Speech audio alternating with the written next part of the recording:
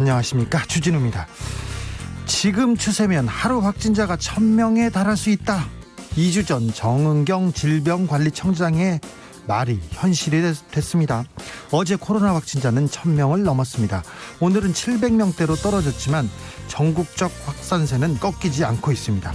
앞으로 코로나 상황이 최악의 시나리오로 흘러갈지 아니면 최선의 시나리오로 반전될지 그 선택은 우리 개개인에 달려 있습니다. 사회적 거리두기 중요합니다. 마스크 잘 쓰고 손 잘 씻어야 됩니다. 잘 하고 계시죠? 코로나 상황 임승관 원장과 짚어봅니다. 공수처법 개정안, 국정원법 개정안 주요 법안들이 본회의 문턱을 속속 넘고 있습니다. 지금 이 시각 국회에서는 대북 전단 살포금지법에 대한 필리버스터, 그러니까 무제한 토론이 이어지고 있는데요. 여전히 제자리 걸음만 하는 법안이 눈에 띕니다. 중대재해기업처벌법, 정의당에서는 중대재해법 제정될 때까지 단식 농성을 하겠다고 나섰습니다. 연말 혼돈의 국회, 정의당의 역할이 무엇인지 김종철 정의당 대표와 이야기 나눠봅니다. 윤석열 검찰총장에 대한 징계위원회 2라운드가 내일 오전에 시작됩니다. 주요 내용은 증인신문, 증인은 모두 8명입니다. 주요 쟁점은 판사 사찰 의혹이 될 것으로 보입니다. 윤석열 총장이 직접 참석하는지 여부도 변수입니다. 내일은 과연 결론이 날 수 있을까요? 박주민 더불어민주당 의원과 짚어봅니다. 나비처럼 날아 벌처럼 쏜다. 여기는 주진우 라이브입니다.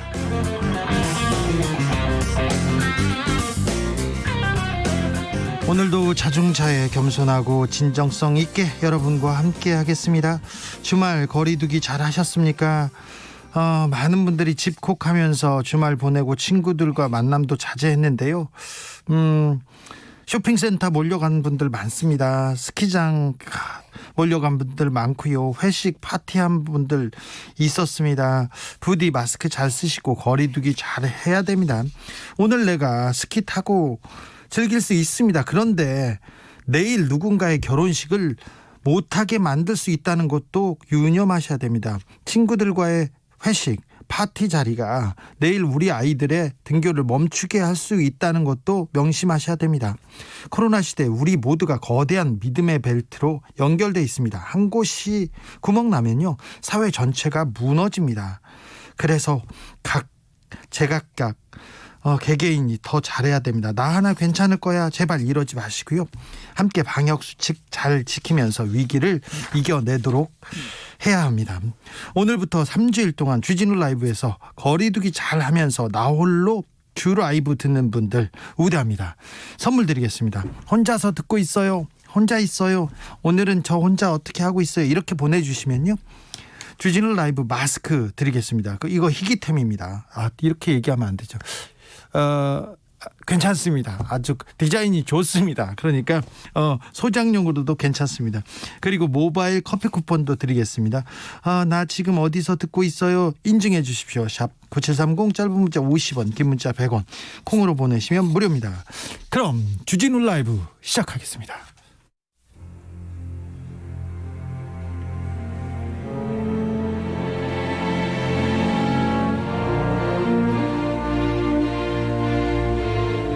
나의 일은 나보다 중요하다. 오직 진실과 정의만 생각한다.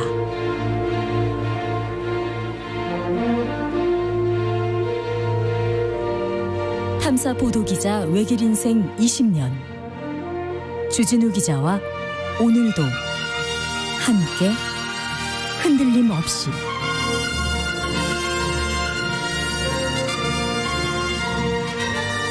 KBS 1라디오 주진우 라이브.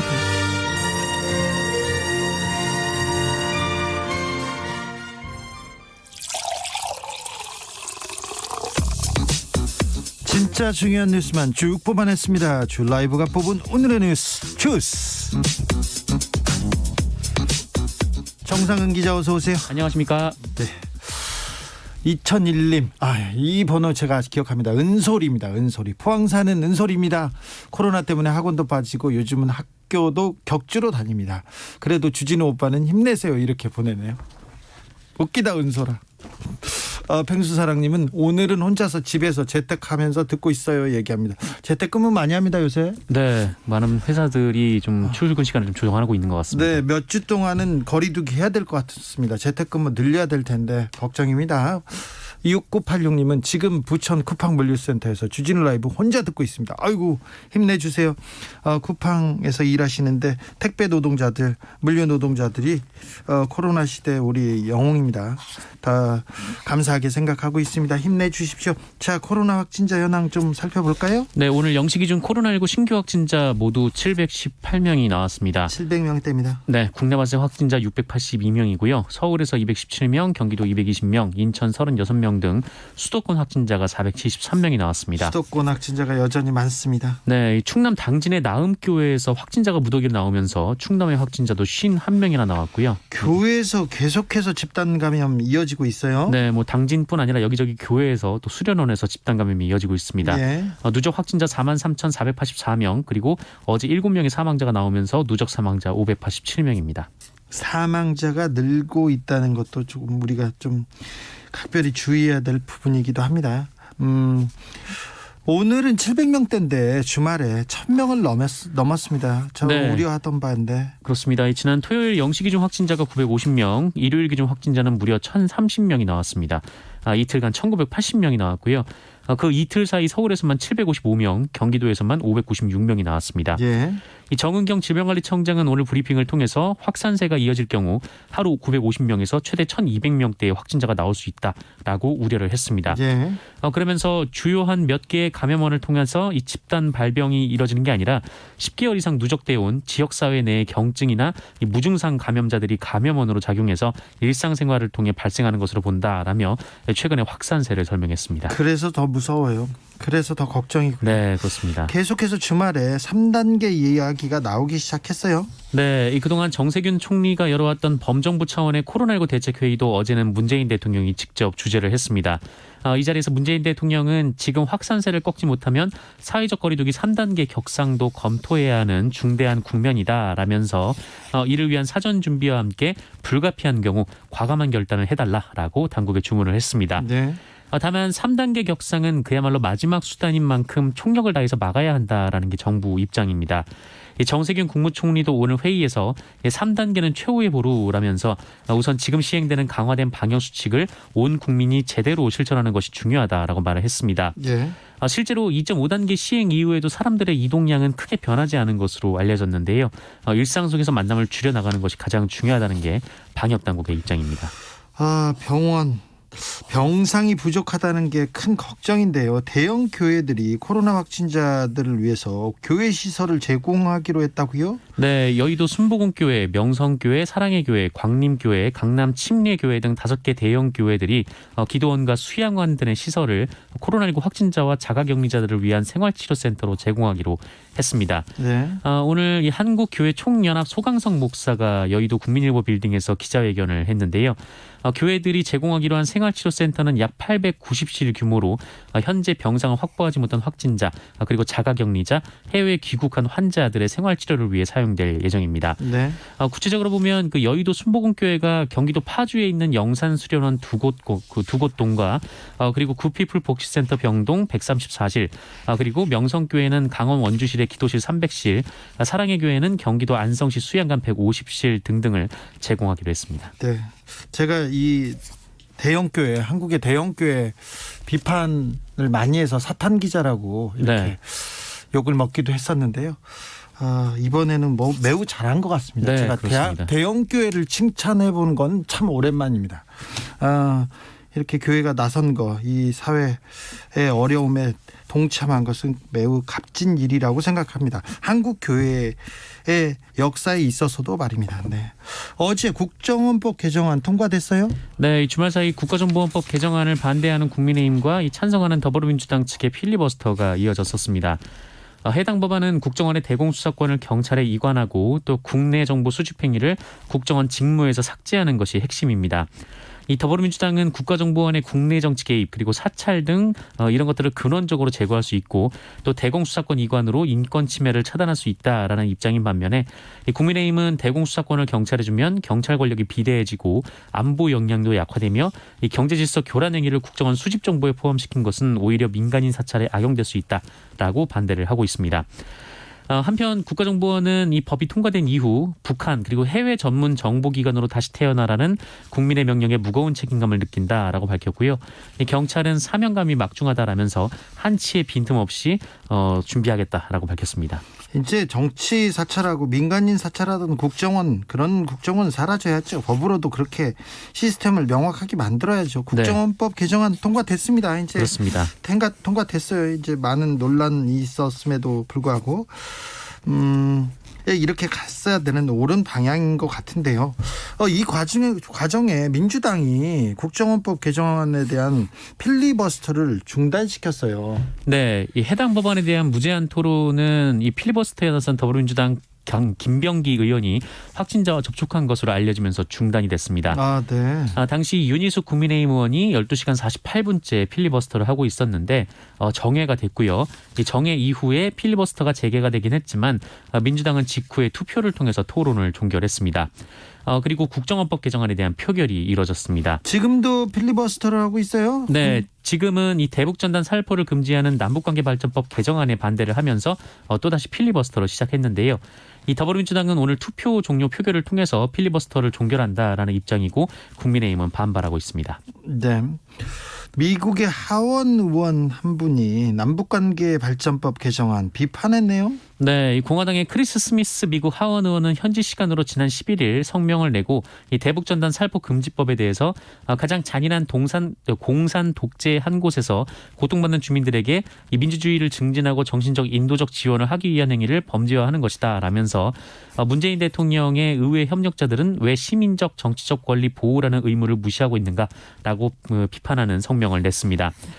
이에 대해 통일부 측은 정부는 인권과 타협할 수 없는 가치로 존중하고 인권을 타협할 수 없는 가치로 존중하고 있다라면서 해당 법안은 접견 지역 국민의 생명과 안전을 보호하기 위한 최소한의 조치다라고 반박했습니다. 공화당의 크리스 스미스 하원 의원께서 상황을 잘 모르시는 것 같아요. 남북 문제에 대해서도 정확한 이해가 없는 것 같고요. 네. 제가 미국 워싱턴에 취재를 몇 번 갔었는데 그때 의원들과 그리고 거기 있는 싱크탱크에 있는 분들이 남북관계에 대해서 전혀 모르시고 관심도 없으면서 말을 함부로 하시더라고요. 그래서 저도 굉장히 논쟁을 벌였던 적이 있는데 크리스 스미스 의원님 이 법안에 대해서 잘 모르고 계신 것 같아요. 누군가 우리 외교부나 대사관 쪽에서 설명이 필요한 것 같습니다.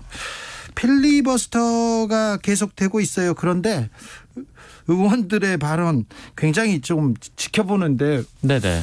재밌기도 하고요. 웃기기도 하더라고요. 그리고 어떤 발언은 크게 논란이 되기도 했습니다.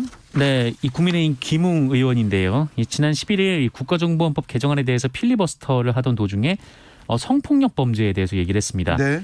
그런데 이 성폭력 범죄가 충동에 의해서 이루어지는 것이고 충동 대부분이 스트레스가 많이 쌓여서 스트레스가 폭발하는 경우가 많다라고 얘기를 했습니다. 스트레스 받으면 그 성폭력 범죄를 일으키다. 이건 좀 심하잖아요. 네, 이 국정원법 개정안 관련해서 이런 얘기를 왜 했는지도 의아하고 또 발언 내용도 매우 부적절하다라는 지적이 이어졌는데요. 이 강선우 민주당 대변인은 검찰 부장검사까지 지낸 김웅 의원의 인식 수준이 참으로 저급하기 짝이 없다라고 비판했고요. 이 정의당 정호진 수석 대변인도 사실상 성범죄자를 옹호하는 얼토당토하는 발언이라고 했습니다. 김웅 의원은 사과를 했습니다. 사과했습니까? 네. 김웅 의원이 불필요한 스트레스나 불필요한 치매가 있는 경우 성폭력 전과자의 재범을 더 높일 수 있다는 말도 있습니다. 이것도 말이 좀 안 되는 것 같습니다. 우리 검사님들의 좀 성인지 감수성 굉장히 좀 심각한 것 같고요. 아직도 룸사롱에서 접대받으면서 회의를 하는 걸 보면 참 좀 우려스러운 부분이 있어요. 그런데 네. 이번 발언 스트레스가 많이 쌓이면 성폭력 이건 좀 말이 안 되잖아요. 굉장히 좀 놀랐습니다. 그 발언 듣고. 더불어민주당 윤미향 의원 술자리 참석 논란되고 있네요. 네, 더불어민주당 윤미향 의원은 자신의 소셜미디어에 6명이 마주 앉아 있는 술자리 사진을 한 장 올렸습니다. 윤 의원이 직접 올린 건가요? 네. 사진에서는 아무도 마스크를 쓰지 않고 있었고요. 그 윤미향 의원은 SNS에 그 위안부 피해자인 길원옥 할머니의 빈자리를 가슴에 새기며 생신을 축하하는 자리라고 소개를 했습니다. 그런데 정작 길원옥 할머님이 자리에 없었고 또 코로나19가 나날이 심각해지는 상황에서 국회의원이 마스크를 벗고 술자리에 참석한 것 그리고 그것을 굳이 SNS에 올린 것이 적절한지 이 논란이 커졌습니다. 또 윤미향 의원 본인이 자신의 SNS에 비슷한 시기에 수도권 확진자 급증 관련 글을 쓰면서 다 함께 모여 한 해를 마무리하는 기쁨을 나누어야 할 때지만 무엇보다 여러분의 건강을 위해서 잠시 멈춰달라 이렇게 얘기를 한 바가 있어서 또 논란이 됐습니다. 윤미향 의원은 사진을 삭제하고 대신 사과의 글을 올렸습니다. 이 길원옥 할머님의 94번째 생일이었는데 연락이 닿지 않아서 축하 인사도 전하지 못했다라면서 이 지인들과의 식사 자리에서 그리움을 나눈다는 것이 사려 깊지 못한 행동이 됐다라고 사과를 했습니다. 그리고 방역 지침을 잘 지켰고 식사도 밤 9시 전에 마무리됐다라고 설명했습니다. 사과했네요. 네, 사과했습니다. 사려 깊지 못한 행동인 것 같습니다. 조두순이 지난주 토요일 날 석방됐어요. 네, 석방됐습니다. 모두가 알고 있는 그 끔찍한 사건을 저지른 조두순이 불과 12년 만에 교도소에서 나와서 집으로 돌아갔는데 지난 토요일 오전 6시 50분경 이 서울 남부교도소에서 나왔고요. 관용차를 타고 안산의 보호관찰소로 갔습니다. 그리고 1시간 정도 보호관찰소에서 신상 정보를 등록하는 등 행정 절차를 마치고 뒷짐을 지고 나왔는데요. 그때 언론인들 취재진이 어마어마하게 몰렸습니다. 네, 몰려서 뉘우치고 있느냐, 사과할 용의가 있느냐 이런 질문을 던졌고 조두순은 고개만 두 차례 숙이고 답이 없었습니다. 그리고 조두순은 직후 집으로 돌아갔는데요. 앞으로 전담보호관찰관이 1대1로 밀착 감시를 합니다. 7년간 전자발찌를 차고 5년간 온라인에 신상이 공개되기 때문에 토요일부터 조두순의 얼굴과 전신 사진, 키, 몸무게, 주소 등이 공개가 됐습니다. 그런데 인근 주민들은 조두순 때문에 괴로움 당하다가 지금은 일부 유튜버들 때문에 아주 심각하게 몸살을 앓고 있더라고요. 네, 이 이슈를 통해서 구독자 수나 조회수를 늘려보려고 하는 유튜버들 때문에 굉장히 좀 주민들이 고통을 받고 있습니다. 장사하려고 다 몰려들었더라고요. 네, 인근 주민들로부터 100여 건에 가까운 신고가 접수됐다라고 하고요. 8명이 입건이 됐습니다. 유튜버들이 소란을 피우거나 노래를 크게 틀기도 했고 심지어 주민들과 충돌하거나 경찰의 멱살을 잡거나 자기들끼리 싸우는 그런 모습도 있었습니다. 그리고 조두순의 집에 들어가겠다라면서 또 10대 유튜버가 가스배관을 타고 벽을 오르다가 경찰에 붙잡히는 일이 있었습니다. 아이고 참. 심각합니다. 심각해. 돈을 벌려고 지금 혐오를 조장하고요. 그러니까 조두순을 가지고 지금 장사를 하고 있습니다. 굉장히 좀 비윤리적인 일인데 이 부분에 대한 제어할 마땅한 장치가 없는 것도 조금 우리 사회가 고민해야 될 부분이기도 합니다. 경찰이 고 박원순 전 서울시장의 휴대폰 포렌식을 재개하기로 했습니다. 네, 이 김창룡 경찰청장은 오늘 고인의 유족과 서울시 측과 일자 등을 조율해서 휴대전화에 대한 포렌식을 진행할 예정이다라고 밝혔습니다. 경찰의 포렌식 재개는 법원이 이 박원순 전 시장 유족 측이 제기한 박원순 전 시장의 업무용 휴대전화 디지털 포렌식에 대한 준항고를 기각한 데 따른 것입니다. 앞서 경찰은 지난 7월 22일 이 박원순 전 시장 사망 경위를 밝히기 위해서 포렌식 절차에 착수를 했고 실제로 암호를 해제한 뒤에 휴대전화 속 정보를 옮기는 작업까지 마쳤는데 유족 측이 같은 달 30일에 포렌식 중단을 요구했고 법원이 결정이 있을 때까지 집행을 정지하라라고 하면서 수사는 7월 30일에 중단이 됐었습니다. 그리고 지난 9일 법원이 유족 신청을 기각하면서 경찰은 포렌식을 재개한다라는 방침입니다. 유족 측 역시 법원의 이번 결정에 대해서 불복해서 재항고를 할 수가 있는데 재항고 의사는 확인되지 않았습니다. 주스 정상근 기자와 함께했습니다. 감사합니다. 고맙습니다. 9683님이 고3이라 학교도 안 가고 혼자서 누워서 목도리를 뜨는 중이에요. 코로나가 빨리 끝나고 목도리를 하고 놀러 다니고 싶어요 얘기하는데 목도리를 뜨네요. 제 친구 김재동도 혼자 앉아가지고 목도리를 그렇게 뜨더라고요. 왜 그런지도 모르겠어요. 참. 근데 지금 고3 목도리 뜨는 거는 좋은 취미입니다. 잘하고 계십니다. 김재동이 문제라고요. 4759님 혼자서 오늘도 배달을 합니다. 잘 먹겠다고 하시는 고객님들이 있어서 달립니다. 아이고, 배달 때문에, 이 배달 음식 때문에 많은 사람들이 안전하게 잘 있습니다. 그 덕분입니다. 감사합니다. 1963님, 대구 택시예요. 손님도 없고 혼자서 손님을 기다리면서 잘 듣고 있습니다. 손님이 없어 빈 택시로 다닌다는 기사님들 메시지가 많이 오고 있습니다. 좀 혼자서 계셔야 되는데 이 택시 기사님들 혼자 있다는 말은 참 마음이 아프네요. 힘내십시오. 최미림님께서는 18개월 아가랑 듣고 있어요. 태어나서 아기가 어려가지고 집콕 좀 더 자라서는 코로나 때문에 집콕 덕분에 아가랑 애착 관계 찰떡이네요. 그래요. 애가 어려서 아가하고 같이 있는 시간, 어디 나가는 시간 없이 붙어 있다는 생각은 이거는 좀 감사한 일이기도 한데요. 아무튼 힘내주십시오. 교통정보센터 다녀오겠습니다. 정현정 씨. 네, 이 시각 교통정보입니다. 월요일 오후입니다. 퇴근 시간을 앞두고 있지만 교통량은 평소보다는 많지 않은데요. 먼저 경부고속도로는 서울 쪽입니다. 수원 부근에서 밀리고 있고요. 더 가서는 양재에서 반포까지 속도 줄여서 지납니다. 반대 부산 쪽은 한남에서 서초까지 상습 정체 구간인 만큼 천천히 가고 있고요. 경인고속도로는 서울 쪽으로 서인천에서 부평까지 밀리고 있습니다. 신월 부근에서도 제속도 못 내고 있고요. 서해안고속도로 서울 방면은 일직분기점에서 금천까지 밀리고 있습니다. 영동고속도로 상황 인천 쪽입니다. 둔내 부근에서 횡성휴게소까지는 2차로를 막고 작업을 하고 있습니다. 여파로 둔내 나들목에서부터 2km 구간 정체고요. 더 가서는 새말 부근에서 2, 3차로를 막고 작업 중입니다. 여파로 새말 나들목에서부터 4km 구간 속도 못 내고 있습니다. 북선에서 부곡까지와 월곶 분기점에서 정체 이어지고 있고요. 한편 서울 시내 상황은 강변북로 구리 쪽입니다. 마포대교에서 원효대교까지 작업 중입니다. 하지만 현재는 원활한 흐름 보이고 있고요. 북부간선도로는 종암 나들목 쪽으로 하월국 조금 지난 지점 2차로에 고장난 차가 서 있으니까요. 조심히 퇴근하시기 바랍니다. 정현정이었습니다. 주진우 라이브. 많은 사람들이 걱정하던 상황이 결국 오고야 말았습니다. 코로나 확진자가 1000명대를 기록했습니다. 하지만 우리가 여기서 밀릴 수도 포기할 수도 없습니다. 우리는 코로나와의 싸움에서 이겨야 합니다. 우리가 지금 가장 중요하게 해야 할 일 무엇일까요? 임승관 경기의료원 안성병원장에게 물어보겠습니다. 원장님 안녕하세요. 네, 안녕하세요.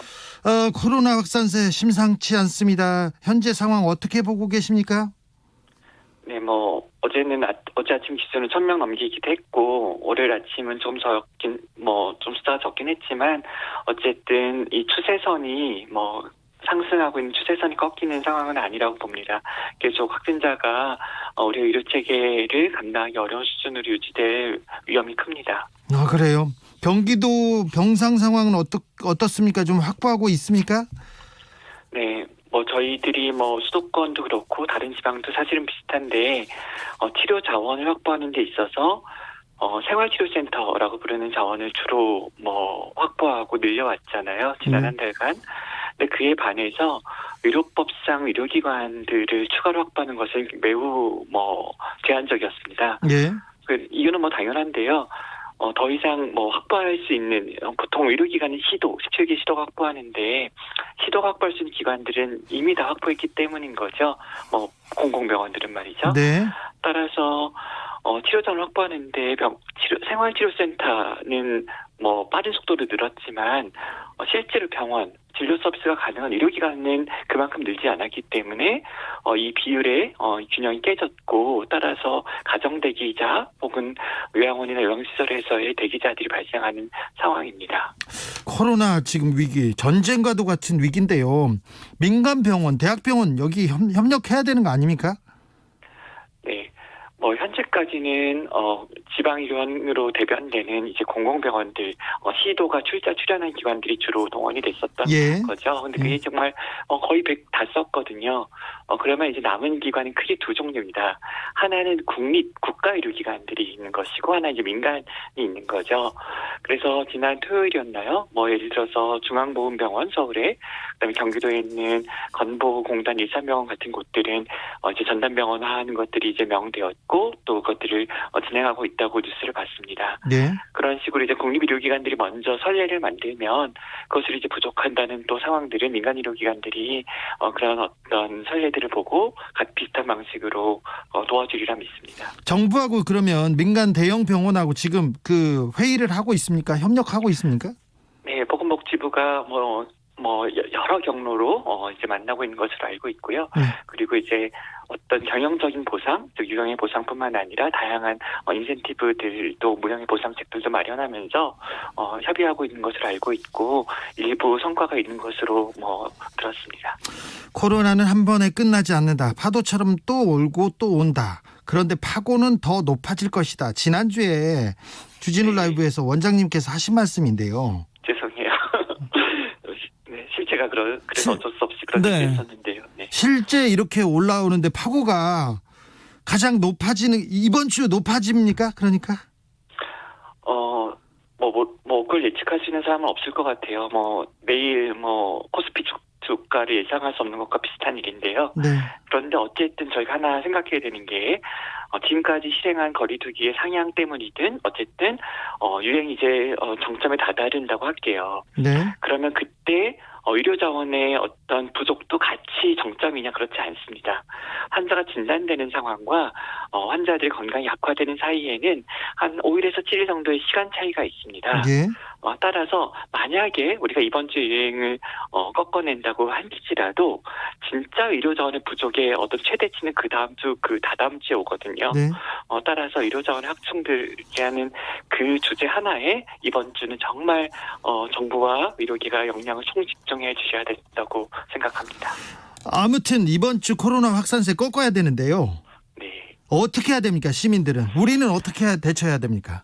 네. 근데 사실 우리 지난 2, 3월에 대구를 떠올리면 거리두기 2.5단계니 3단계니 플러스 알파니 그때 그런 용어 자체가 없었잖아요. 예. 하지만 조절을 내지 않았습니까? 그건 결국은 시민들이 거리로 나오지 않고 이동과 어떤 모임을 줄였기 때문에 됐던 거였잖아요. 네. 따라서 정부의 정책이 2.5단계건 3단계건 다른 이름이건 간에 시민들이 실천하는 것이 매우 중요하고 그리고 그런 부분들에 어떤 우리가 좀 마음을 모아서 협력하는 이런 사회적 토대가 있어야 될 것 같습니다. 원장님, 그 시민들이 거리두기 조금 열심히 하고 집에서 머물고 그랬다고 생각하는 분들 많을 거예요. 지금 네, 이미 많이 노력해 많이 노력했는데 그런데 이 거리두기 상향에도 확진자 수가 꺾이지 않는 이유는 뭡니까?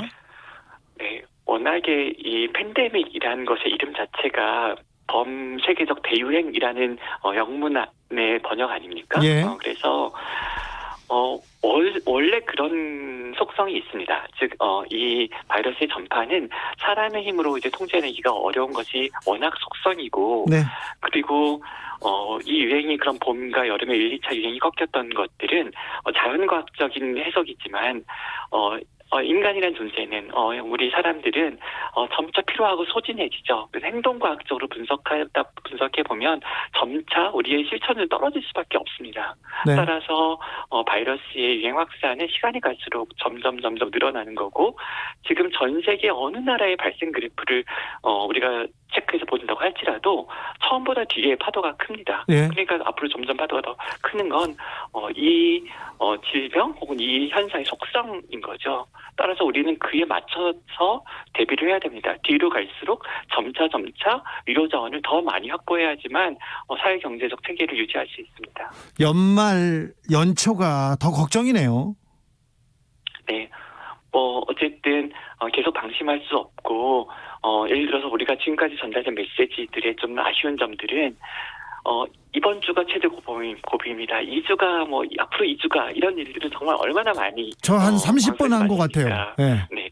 그래서 그런 관점 자체가 어떻게 보면 우리가 이 코로나 팬데믹을 사회 전반적으로 제대로 이해하지 못했던 것일 수도 있다. 예. 반성이 좀 필요한 부분이 있습니다. 반성하겠습니다. 네. 원장님, 자 선제적인 3단계 격상 이야기 나오는데 원장님은 어떻게 보십니까? 경기도에서는 많은 고민 끝에 그런 건의들을 중대본회의 때도 지난 주말에 했었었는데요.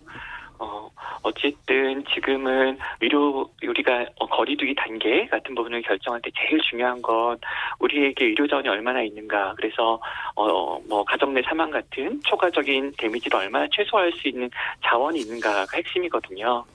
근데 우리한테 그런 자원이 부족한 것이 사실이고 예. 그래서 지금 이번 12월 중하순에 우리가 걱정하는 여러 가지 현상들이 사회에서 보도될 확률이 매우 높습니다. 따라서 그런 점을 생각한다면 거리두기 격상이 좀 선택되는 것이 지금에선 불가피하다. 누구도 원하지 않지만 불가피하다는 판단이 저는 듭니다. 예. 마지막으로 국민들께 코로나를 대비하는 국민들께 한 말씀 부탁드리겠습니다. 우리가 의료 자원을 이제 확충하는 게 국립기관부터 이제 차례로 이제 민간 의료기관들이 동참해주는 어떤 기운을 말씀드렸잖아요. 네. 근데 한 가지 기억하셔야 되는 건 의료기관이 이 대열에 합류하더라도 내일 사용 가능한 게 아닙니다. 네. 시설계 보수도 해야 되고 여러 가지 이유로 한 일주일 이상 시간이 걸려요. 네. 그 사이에는 어쨌든 손상이 일어날 겁니다. 근데 제가 정말 원하는 건 그 손상이 사회 통합, 사회 민주주의를 해쳐서는 절대 안 됩니다. 우리가 부족한 점이 있었다면 그건 정부, 지자체, 그럼 저 같은 전문가 나부랑이 그리고 저널리스트 모두의 책임일 거예요. 그래서 이 우리의 지금 실수와 우리 오류가 있었다면 우리 공동체의 책임이라고 생각하고 서로를 비난하고 서로를 미워하는 이런 어떤 분위기가 우리 사회 형성돼서는 절대로 안 된다고 생각합니다. 네. 팀 코리아가 필요합니다. 그러니까요. 우린 이럴 때 연대가 더 필요한 것 같습니다. 지금까지 임승관 경기도 코로나19 긴급 대책단 공동단장이었습니다. 감사합니다. 네, 고맙습니다. 주진우 라이브.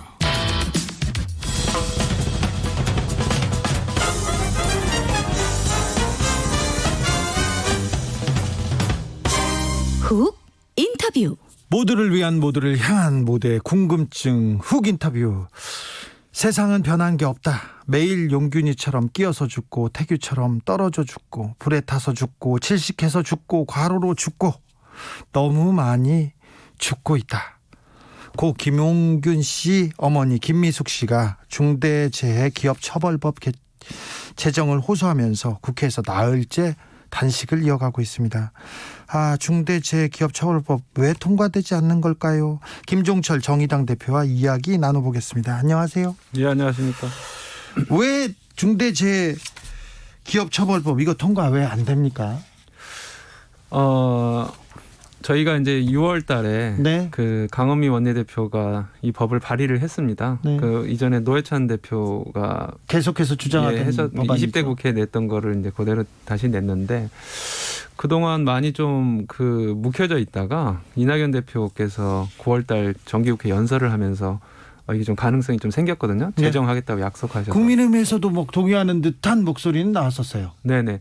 근데 이낙연 대표께서 그렇게 약속을 하셨는데 막상 10월 달 그리고 11월 이렇게 가니까 민주당 내에서 좀 이견들이 좀 제출이 되더라고요. 예. 그러니까 한정혜 그 정책위의장 같은 경우는 그 법 만들 필요 없이 그냥 지금 있는 산업안전보건법 좀 강화하는 걸로도 충분하다 이러는데 저희가 볼 때는 그게 있음에도 불구하고 처벌이 중대재해가 잘 줄지가 않거든요. 지금 안 줄고 있지 않습니까? 그렇습니다. 그래서 이 법을 꼭 해야 된다고 생각하고 있고 오늘 저희 농성장에 네. 저희 강은미 원내대표랑 김영균 어머니 이한비 PD 아버지 이렇게 농성하시는데 이낙연 대표도 왔다 가시고 예. 주호영 원내대표도 왔다 가시고 박병석 의장도 왔다 가셨어요. 예. 그래서 이렇게 오시는 걸 보면은 뭔가 이제 좀 더 본격 궤도로 올라가서 잘하면 내년 1월 8일까지가 임시국회입니다. 네. 그때까지는 좀 처리될 수 있지 않을까 좀 네. 기대를 좀 하고 있습니다. 네. 민주당에서 정기국회 내에 처리하겠다 노력하고 있다 이렇게 보는 거죠. 예, 어쨌든 이낙연 대표까지 오셔서 그렇게 얘기를 하고 좀 전에는 이제 제가 여기 오기 전에 김태년 원내대표 민주당에서 또 오셨다고 해요. 네. 그래서 좀 잘 될 수 있지 않을까 저희는 좀 그렇게 생각을 하고 있습니다. 민주당에서는 이 중대재해기업처벌법 약간 손질하려고 지금 생각하나요? 그렇죠. 그러니까 정의당에서 낸 안은 좀 이렇게 그 민주당 안하고 좀 차이가 있다 이렇게 판단을 하고 있고요. 예. 근데 저희가 뭐 정의당이 정의당 안을 무조건 고집하겠다는 건 아닙니다. 예. 이 법의 핵심들이 좀 유지되는 조건에서 하면 되겠고, 근데 그 중에서 좀 아주 중요한 것이 그 50인 미만 사업장의 네. 경우에는 이 법에 유예하자 이렇게 얘기하고 있죠. 예, 심지어 이게 좀 4년이나 되는데 50인 미만 사업장이 우리나라 그 등록된 사업장의 98.8%입니다. 아이고. 그러니까 사실상 99%라고 봐도 사실 되고. 이런 사업장이 더 많이 필요한데요. 그렇죠. 50인 미만에서 이 돌아가시는 법안이. 예, 50인 미만 사업장에서 돌아가시는 분이 85% 정도 돼요. 그러니까는 이걸 4년 유예하는 건 좀 저희로서는 받아들이기가 좀 곤란하다. 예, 그렇게 생각합니다. 알겠습니다. 정의당 대표님인데 요새 정의당 고민이 많죠. 많아 보입니다. 네네. 얼굴도 예전에 비해서 좀 푸석푸석 해주셨어요. 네. 자, 질문 몇 가지 가보겠습니다. 공수처법 개정안 본회의 통과했습니다. 네네. 정의당은 어떻게 평가하십니까? 저희 내부에서도 좀 토론이 많이 있었는데 일단 이 법은 통과가 돼야 되겠다라고 해서 당론 찬성을 했고요. 당론 찬성했어요. 네네. 그러는 이제 이유는 공수처 자체는 노회찬 의원 시절부터 네. 그 이제 굉장히 그 검찰 개혁의 중요한 방편으로서 얘기가 됐던 거고. 노회찬, 심상정 의원 계속해서 줄기차게 주장하던 네네, 바고요. 그렇습니다. 네. 그래서 큰 틀에서 보면은 이 공수처가 출범해야 된다는 거는 전제로 해서 이제 당론 찬성을 했는데. 네. 근데 사실은 좀 변화한 게 있습니다. 이번 개정안에서 변화한 것은 그전에는 공수처가 중립적이어야 되니까 그 여당 야당 포함해서 다 비토권을 서로 가지고 있었거든요. 예. 그래서 야당 비토권도 있었는데 이번에 개정안은 그 야당 비토권은 없어지게 되는 그 식으로 통과가 됐거든요. 아예 없어지는 건 아니고 3분의 2 찬성이면 그 나름대로 그 제어할 수 있는 그 장치를 한 거 아닙니까? 이제 원래는 7명 중에 6명 동의니까 7명에서 6명이었는데 지금 3분의 2로 바꿨지 않습니까? 네. 3분의 2도 엄청난 거 아닙니까? 7명 중에 5명인 거잖아요. 네. 그래서 그런데 문제는 뭐냐면은 정부 여당은 비토권이 유지가 되거든요. 왜냐하면은 여당 추천 2명의 법무부 장관이 정부 네. 측이니까. 예. 그래서 이런 형평성 차원에서도 좀 이게 좀 보완 자치가 필요하다고 보는데 네. 그래서 그게 저희가 이제 경론의 요지였고 다만 이 국민의힘에서 계속 좀 비토를 하면서 공수처 자체가 출범을 못하는 상황은 만들면 안 되겠다 그렇죠. 싶어서 이걸 동의한 거거든요. 그렇죠. 근데 이후에는 좀 이것을 여당이 그러니까 이렇게 자기들 마음대로 하지 않을 수 있도록 좀 안심시킬 수 있는 그러니까 야당도 안심시킬 수 있는 어떤 중립적인 개정안이 이후에 좀 다시 모색이 돼야 될 것 같다 이렇게 저희는 생각을 하고 있습니다. 네, 장혜영 의원은 당론에도 불구하고 이게 기권했어요. 이 안에 대해서 이 부분에 대해서는 당에서는 뭐라고 합니까? 그래서 그 야당 비토권이 삭제된 문제에 되게 이제 장 의원 같은 경우는 문제의식을 심각하게 느끼고 있었고. 그래서 이제 중립성, 독립성을 강조해 왔기 때문에 다만 그럼에도 불구하고 공수처 출범이 안 되는 건 안 된다 해서 당론 찬성을 한 거죠. 그렇죠. 예, 그래서 본인은 이제 반대 입장이었으나 어쨌든 당론에 이제 일부 수용을 해서 기권을 했는데 그럼에도 불구하고 저희가 좀 유감스러운 건 어쩔 수가 없죠. 네. 왜냐하면 다른 의원들도 반대하는 의원들이 있었는데 또 찬성을 했거든요. 100% 만족하진 않더라도 네네. 이 가야 할 길이다 이렇게 해서 당론 찬성을 내리신 거 아니지 않습니까? 예, 그렇죠. 대표님께서. 그렇죠. 대표한테 지금 반기를 든 거 아닌가요? 장 의원도 이제 저 오늘 아침에도 얘기를 좀 했는데, 네. 당론에 따라졌으면 좋았을 텐데 좀 유감스럽다. 네. 근데 다만 이제 그 기권을 한 이유가 아까 말한 그런 우려 조항 때문에 그런 것이기 때문에 그런 일리가 있다고 보고 다만 당에서 당원들은 이거 좀 문제가 있는 거 아니냐라고 하는 분들이 있습니다. 네. 그런데 지금 저희가 중대재해법으로 또 집중하고 있는 전국이고 해서 그런 문제들은 우리가 또 다 같이 그 힘을 합쳐서 돌파하고 이후에 차근차근 논의하는 그런 식으로 좀 얘기를 했습니다. 이 사안처럼 20, 30대 세대의 원칙론 굉장히 강경한 원칙론을 고수하는 정의당 세력이 있고요. 진보 1세대 현실론.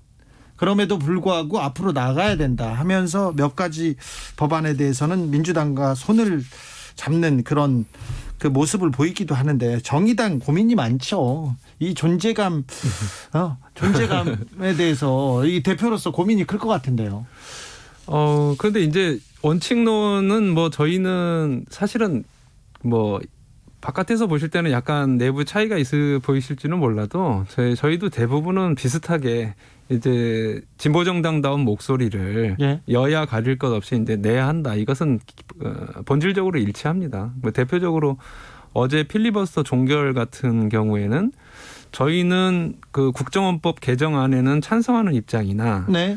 저희가 예전에 그 테러 방지법 때 필리버스터를 8일 동안 했었거든요. 그렇죠. 예. 근데 이제 국민의힘에서 한 거는 이제 3일 좀 지났기 때문에 아직까지 이게 뭐 다 이렇게 완벽하게 오랫동안 한데 뭐 다 했다고 보기 좀 어려워서 그러면 강제 종료시키는 것보다는 본인들이 좀 코로나도 있으니 좀 종료를 해줬으면 좋겠다고 제안했는데 그게 안 받아들여서 저희는 그러면은 그 필리버스터 강제 종료시키지는 않기로 다 의견을 모았습니다. 그거는 네. 뭐 이제 의견이 다 맞닿아서 그렇게 했던 것이고 그래서 저희는 저희의 원칙과 또 어떤 이렇게 이것이 진정한 어떤 뭐 국민들을 위해서 좋은 것이냐 이런 기준을 가지고 네. 나가기 때문에 아주 큰 갈등이 있다고 보기엔 좀 어려울 것 같습니다. 알겠습니다. 정의당이 그 진보적인 개혁적인 법안들을 마구 던져서 민주당과 국민의힘을 과거에는 한나라당, 새누리당을 끌고 갔다 이렇게 평가를 받다가 지금은 그 존재감이 약간 미미하다 이렇게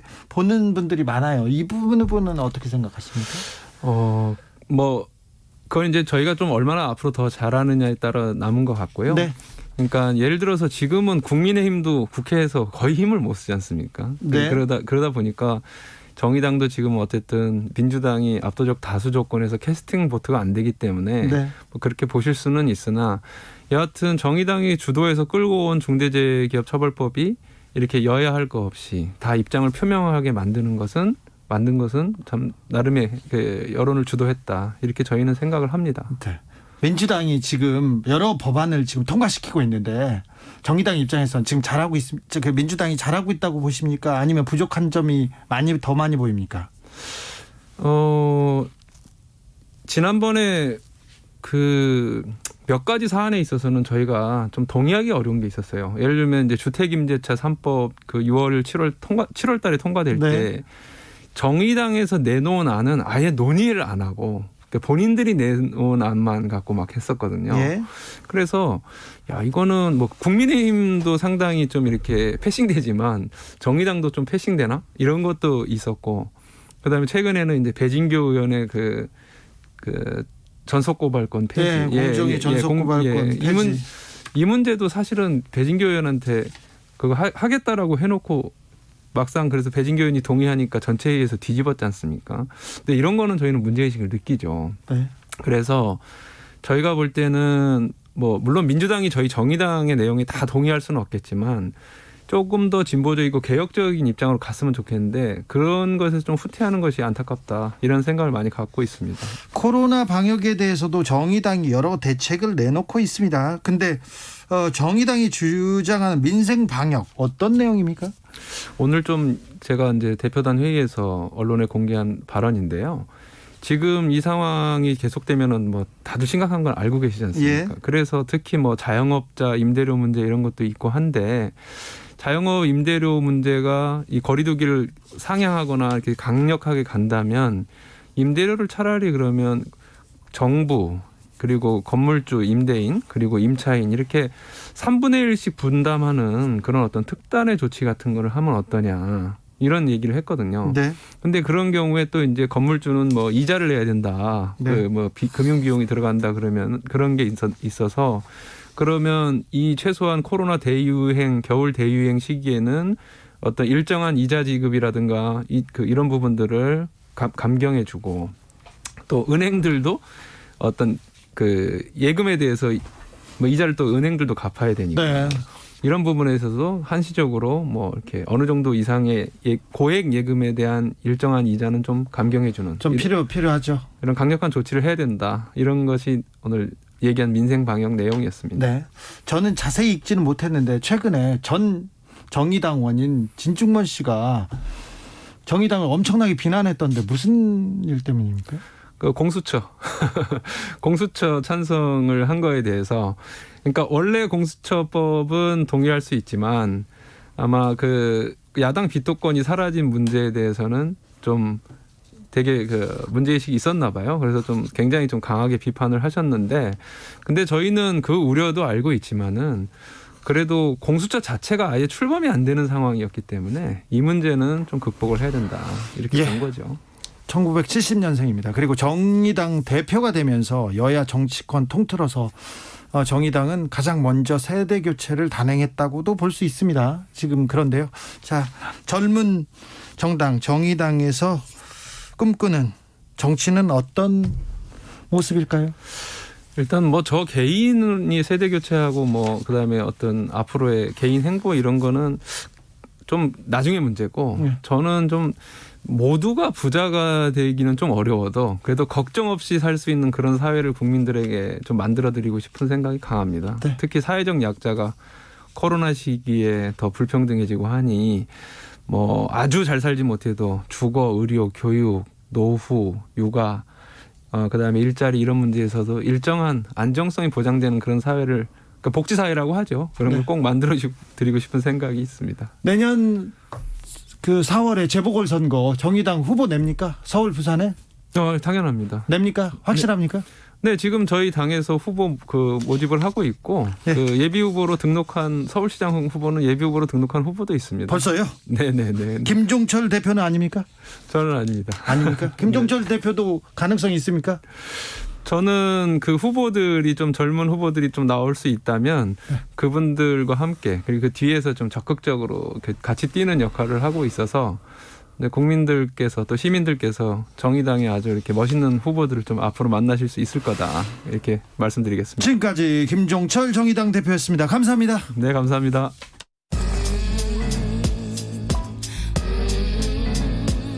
나비처럼 날아 벌처럼 쏜다. 주진우 라이브.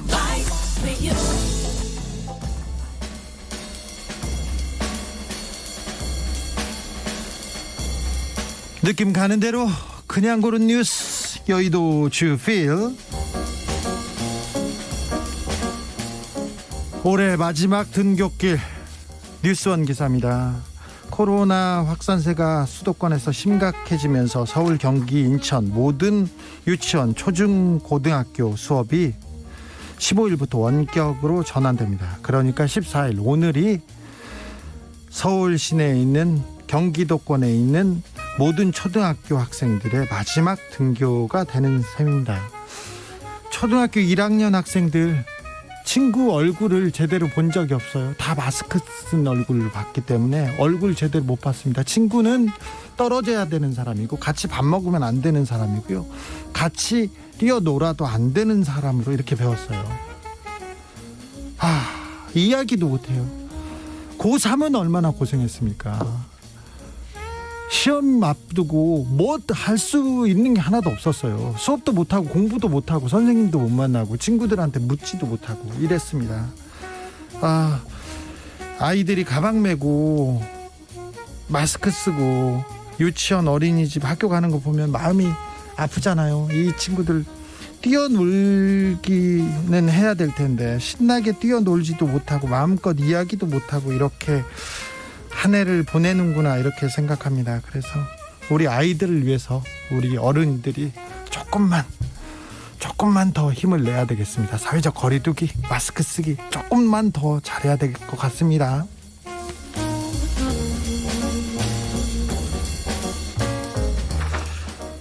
멸종위기 카스피해 물범 272마리 의문의 떼죽음. 원인은 서울신문 기사입니다.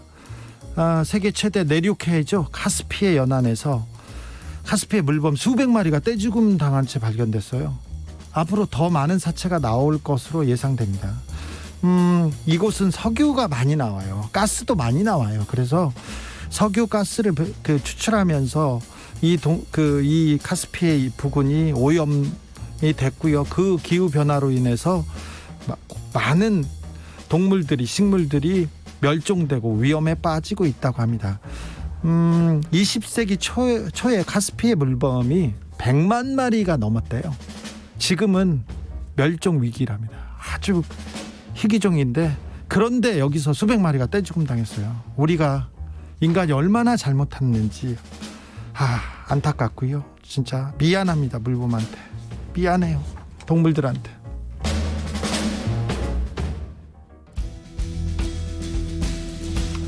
세렝게티의 하쿠나 마타타 들으면서 저는 잠시 쉬었다가 6시에 돌아오겠습니다.